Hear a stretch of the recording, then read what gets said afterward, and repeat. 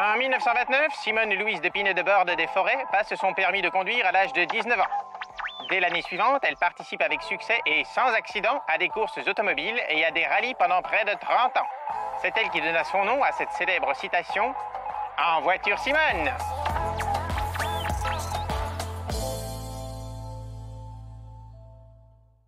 Salut à tous, tous les mardis des vacances, on se retrouve ensemble pour sillonner les routes de notre région.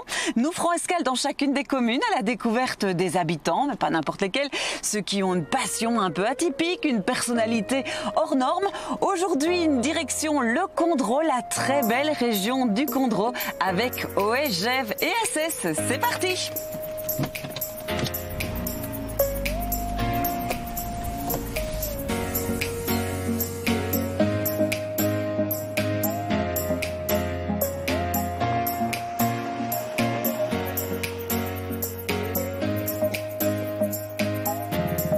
Premier arrêt du côté de Libois où des chœurs sont apparus mystérieusement.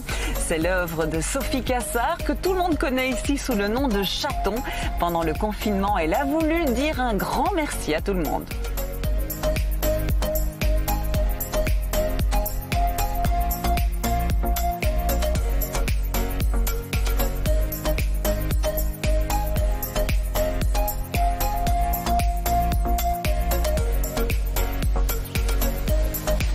En fait, le début de cette aventure a commencé au début du confinement et j'avais simplement envie de diffuser un maximum de merci.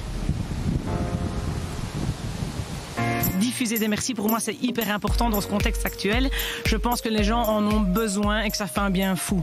Donc au départ, j'en ai fait, que j'ai donné à des amis, puis je suis allée en déposer dans le village. Et puis je me suis dit, mais ce qui serait encore plus sympa, c'est que les gens puissent en cueillir devant chez moi. Donc j'en ai déposé dans un pot à cœur que j'ai disposé devant la maison et les gens se servent. Alors on voit que ça fait mouche, on en voit pratiquement à chacune des maisons de Libois.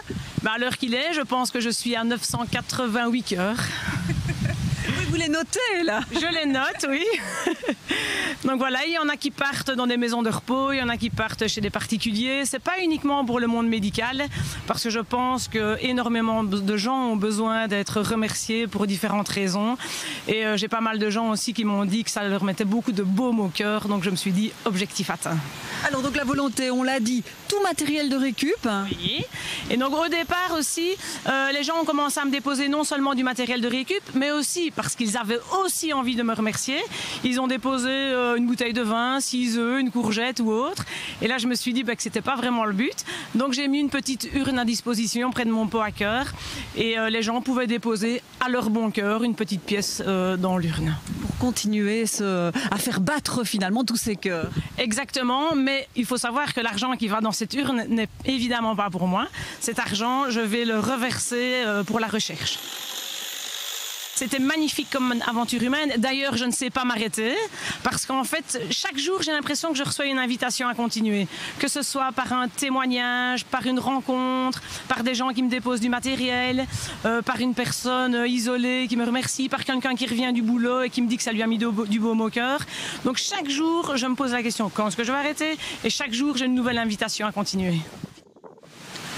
Alors, il n'y a peut-être pas beaucoup d'aspects positifs au confinement, mais ça, c'en est un. Exactement, ces chœurs qui se diffusent, c'est extraordinaire. D'ailleurs, ils se diffusent beaucoup plus que ce que je n'avais imaginé. Parce qu'à l'heure d'aujourd'hui, il y en a à Berlin, il va y en avoir un à New York, il y en a à Strasbourg, en Normandie. Il va même y en avoir un sur un hélicoptère médicalisé. Et ça se diffuse encore et encore, et c'est ça qui est merveilleux. Merci beaucoup en tout cas pour cette belle initiative. Et votre pêche, je ne sais pas où vous allez la chercher. Dans les cœurs. On reprend la route direction Crupel, un des plus beaux villages de Wallonie. À la ferme de Lisée, 8 familles construisent un habitat groupé et il y a pas mal de travail encore.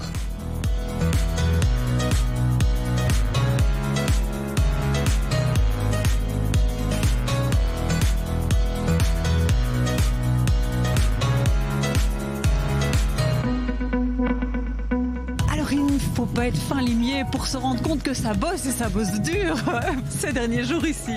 Depuis 2 ans, puisqu'on a acquis cette ferme à plusieurs, donc 8 entités l'été 2018.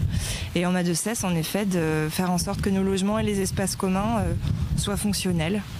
Alors comment est né ce projet d'habitat groupé ? Eh bien, sans vous mentir, c'est donc Véronique et Yvan qui ont vu de loin la vallée d'en face, la ferme, et se sont dit tiens, on a envie d'un habitat groupé. Et ils ont constitué un groupe. Et la sélection s'est faite en 1 an. Les gens se sont greffés au fur et à mesure des visites. Et voilà, le projet est né. Donc du coup, maintenant, chacun construit sa maison ? Oui, on met tous majoritairement en autoconstruction, aussi bien pour nos privés que pour les communs.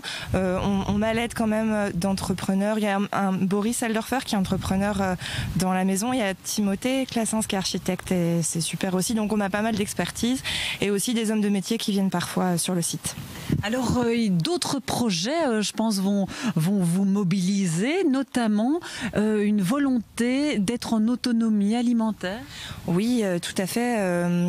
On a commencé dans nos missions avec au moins la semi-autonomie. On vise au moins la semi-autonomie alimentaire. Il y a au moins une personne du groupe qui veut faire du maraîchage, qui veut en faire son activité principale. Il y a déjà une activité de boulangerie qui a démarré avec Chloé et la Chouette Enfarinée, c'est le nom de sa boulangerie, juste derrière vous dans la cuisine. Là, elle a commencé à faire du pain il y a déjà quelques mois. Il y a aussi Esmeralda qui fait de la lactofermentation. Donc on loue nos espaces parce qu'on a fondé une coopérative pour que des activités commerciales puissent se développer. Donc ça est en chemin. Il y a un potager, donc vous avez, je pense, fait des prises de vue. Donc voilà, ça est en chemin, quoi. Alors, vous espérez emménager quand dans vos maisons ? Eh bien, ma foi, Jérémy a déjà emménagé dans sa maison. Moi et mon compagnon, on espère l'automne. D'autres vont arriver cet été déjà. Donc, plic-ploc comme ça, d'ici les prochains mois, ça devrait se faire, quoi. Fatigant, j'imagine, mais super enthousiasmant. Ouais, vraiment. Et puis, moi, je connais pas trop la région, je la découvre. On cherche vraiment à s'implanter ici aussi, à faire des liens avec le tissu associatif local, avec cette coopérative dont j'ai parlé, qui permet à Chloé de faire son activité de boulangerie. On pense aussi semi-autonomie énergétique. Donc, on produira nous-mêmes de l'énergie pour alimenter les habitants et les gens qui auront l'usage de la ferme. Donc, fatigant, mais ça permet de se projeter dans le futur, dans une autre manière de consommer, et on en a besoin, je crois. Merci beaucoup et bon travail, hein. Il y a encore un petit peu de pain sur la planche. Un petit peu. Merci à vous d'être venus.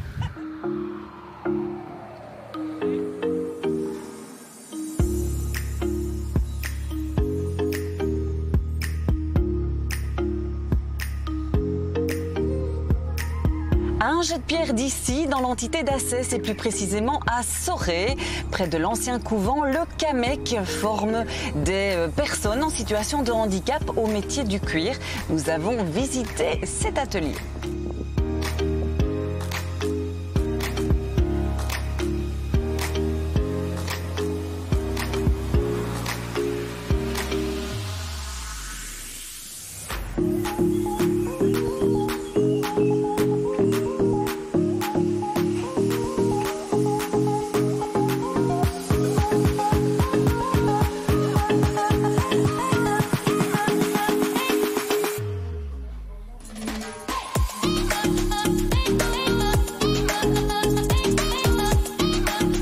Je suis en compagnie d'Elisabeth Audy, vous êtes la directrice, bonjour, du CAMEC. Alors présentez-nous ce centre de formation. Donc voilà, nous on est un centre de formation spécialisé dans les métiers du cuir. Maintenant on a 2 axes de formation. On a des formations destinées à un public, donc AVIC, qui recherche son avenir professionnel et qui AVIC, ça signifie en situation de handicap. Et donc soit les personnes viennent chez nous pour rechercher une orientation métier vers un métier de tout type, multisecteur, soit ils viennent chez nous pour apprendre un métier lié au cuir. Et donc on propose différentes formations chez nous. On propose la cordonnerie, la maroquinerie, la sellerie-bourrellerie et la retouche couture. On peut accueillir des personnes avec des difficultés d'ordre psychique, psychologique, des personnes avec des problématiques beaucoup plus physiques. On a déjà accueilli au sein du centre des personnes en chaise roulante. Et ça peut être des personnes effectivement qui ont des pathologies qui ne se voit pas en plus de prime abord. Et donc ça, c'est vraiment quelque chose de tout particulier à gérer, dans le sens où au fur et à mesure des jours, on peut parfois oublier que la personne finalement a un handicap et vit avec, et peut être en souffrance ou en tout cas avoir des difficultés.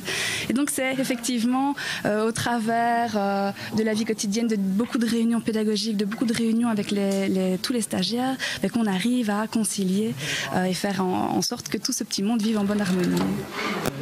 Rester chez moi parce que j'ai des douleurs, tout ça, et ici ça refait un peu comme rentrer dans le monde du travail, quoi. Donc c'est ça que j'apprécie ici, pour ne pas rester tout seul chez moi, quoi. Voilà. Et apprendre également le travail du cuir. Oui, ça c'est ce que, évidemment, je suis là pour ça. Donc oui, non, c'est ce qu'il y a de chouette, quoi, hein. C'est le travail du cuir, et alors un peu la sellerie aussi, c'est le cuir aussi, mais un peu la sellerie aussi, donc non, c'est chouette. En général, les personnes qui rentrent chez nous restent entre 1 an et demi, voire 3 ans grand maximum. Ça dépend un petit peu des projets, car les personnes ont tout un projet individualisé, vraiment bien spécifique. Et donc, selon leur projet professionnel, elles peuvent naviguer à travers différentes finalités au sein du centre. Et donc, les programmes de formation peuvent parfois être très très riches et nécessitent donc plus de temps.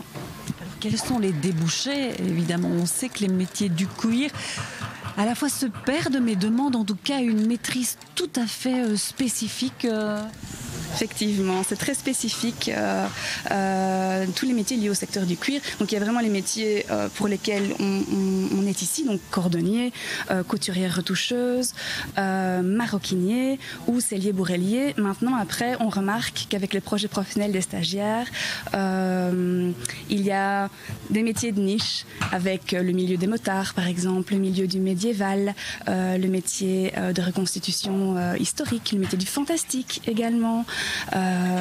Donc voilà, il y a différentes choses comme ça qui émanent vis-à-vis des différents stagiaires, et donc on apprend finalement des métiers à travers les différentes compétences techniques qu'ils pourraient acquérir au sein des différentes finalités toujours.